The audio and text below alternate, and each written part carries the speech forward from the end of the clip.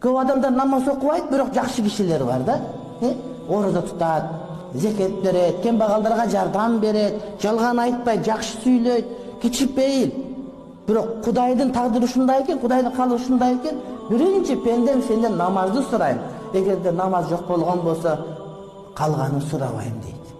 Ошон үчүн урматтуу бир тууганым, кылган эмгекке биз күйүшүбүз керек сөзсүз түрдө. Кээ бир адамдар намаз окушпайт, лекцияларды угуп коет, башкалар мен жакшы көрөм сизди баланты күн деп айта беришет да, мени жакшы көрбөсөң, сен биринчи өзүңү жакшы көр деш керек.